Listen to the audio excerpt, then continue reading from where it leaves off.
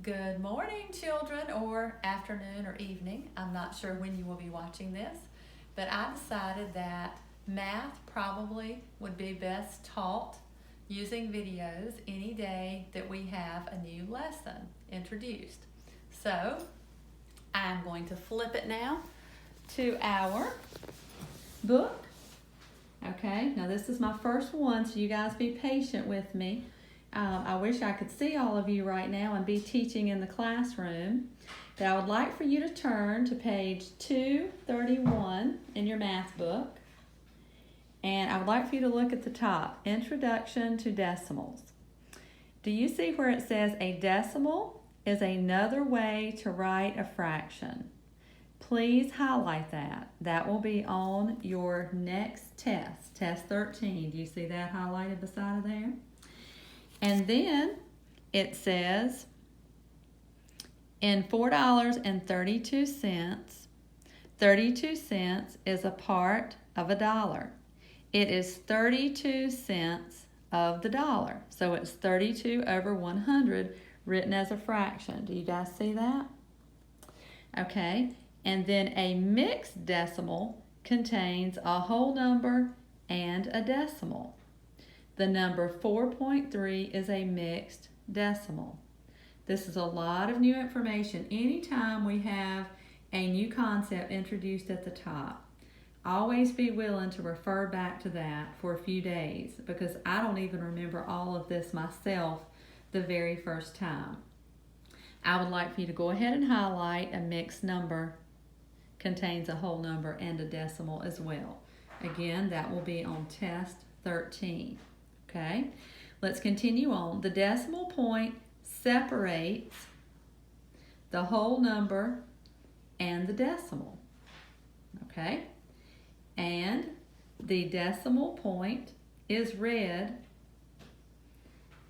sorry, I'm having a hard time saying this, is read as 4 and 3 tenths or 4.3. I find that I use the point more than I use the and, but either is correct. The number 0.3 is read as 3 tenths or 0.3. In a decimal, the farther right a number, the smaller its value. Now I need for you to highlight the ones that you see that I have highlighted. All of them but the thousandths will be on your next test 13.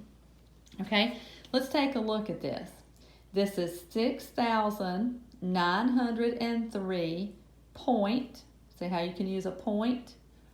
And then it would be 4,417.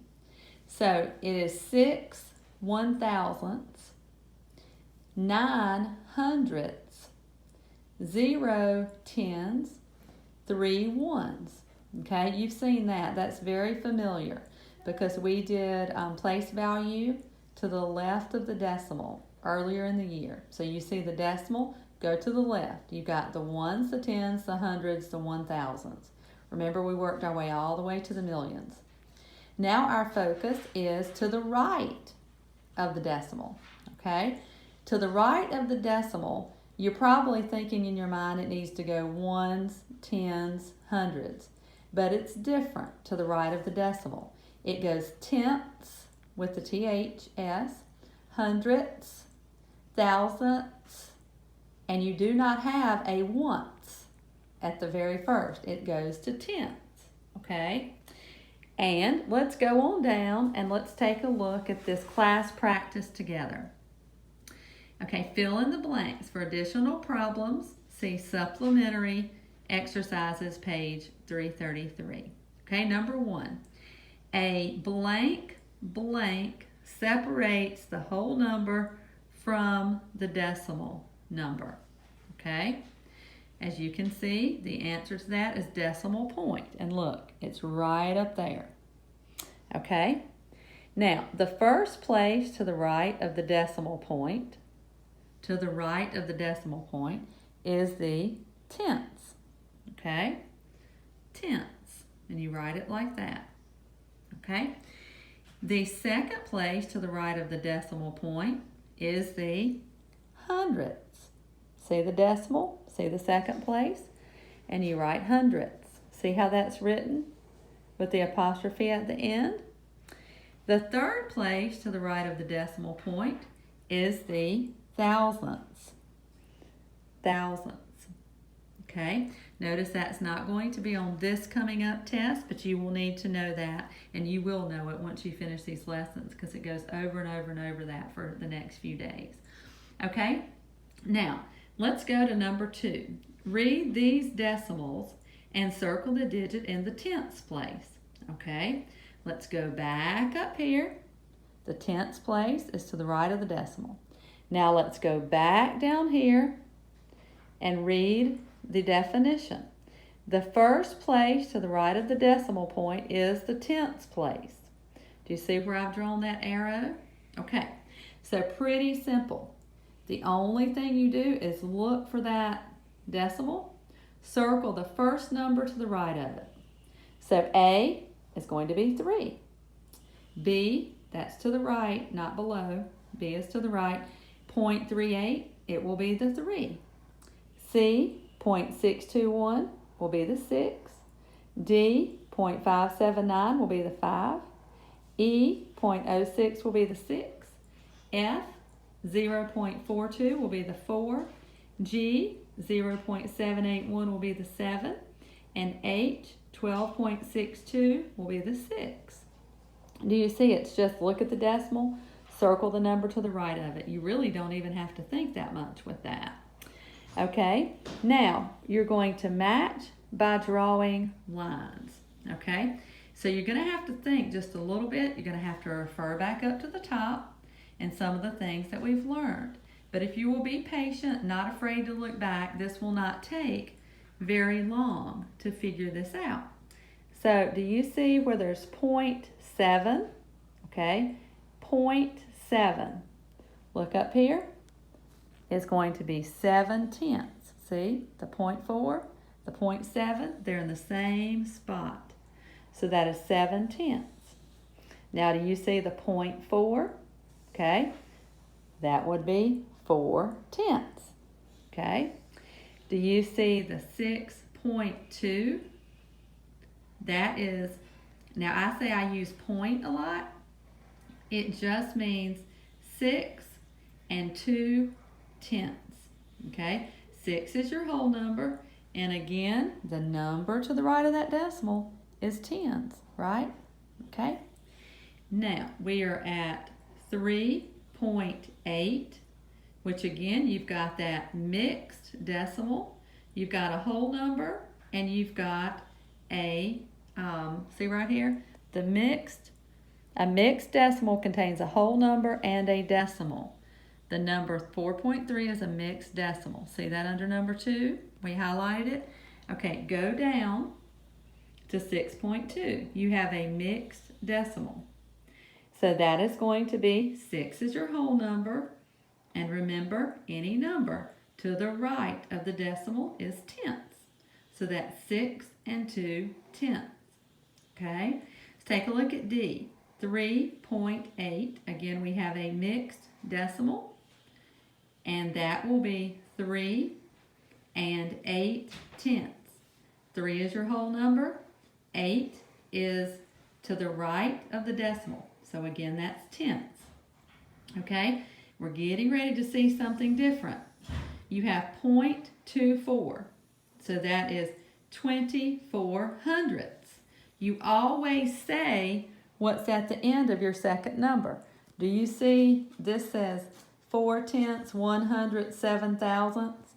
So if you were going to read that and just read the first 2, that would be 41 hundredths, right? Okay, so let's come down here, and you have 24. So that is 24 hundredths. See that, guys? Okay, now we've got a 0, so there's no whole number in that mixed decimal, right, on F. And you have a 0.38. So there's nothing to the left of the decimal for a whole number. So this is 38 hundredths. Why is it hundredths? Because you have 2 numbers, and when you have 2 numbers, you call it by whatever is by the second number. Okay, then we have 0.008. I'm sorry, 0.003. Okay, so we have nothing to the left, so this is not a mixed decimal, is it? This is going to be 3 numbers to the right of the decimal. So when we have 3 numbers to the right of the decimal, we're going to call it the thousandths. Okay? So then when we come down here, that will be 3 thousandths because there's nothing in the tenths or the hundredths place. It goes 0, 0, 3. Okay? I hope that's making sense. Now that is all for today for your introduction to decimals. Please make sure that you have highlighted number 1, number 2, and then make sure you have highlighted below number 5 the 1,000ths, the hundredths, the tens, the ones, the tenths, the hundredths place. You will see that again on test 13. Do you see where I marked test 13? Okay, now you are going to do on your own today the review. And I think everything here is something that you have seen before. I wanted to point out one thing, and I'm wondering, actually I'm not going to point it out today because it's listed in a different format. When I see it in a different way, I'm going to tell you something about your decimal, but we will talk about, not your decimal, your remainder, but we'll talk about that next week. I keep getting mixed up. I'm sorry. We'll talk about that in a day or so. I can go ahead and tell you what I was trying to say, though. Do you see, I'm going to go back to what you did on Thursday. It's on page 228. And I want you to take a look at this, and I want to make sure you understand something. Do you see where it says use the original numerator when checking? Okay. The reason is, do you see how the original numerator is 27? But when you reduce, it goes to 3/9 and then to 1/3. Well, when you check, if you add a 1, your number is going to be very much off. So you're going to have to add your original numerator, which is the 27. If you have a question about that, just give me a quick text, email, phone call, or message me, and I'll be glad to clarify that. But I got to thinking that might be something that confused some of you. So we are back on our lesson for today, which is Introduction to Decimals. And I will plan to see you again tomorrow because we will need to talk about writing decimals as fractions.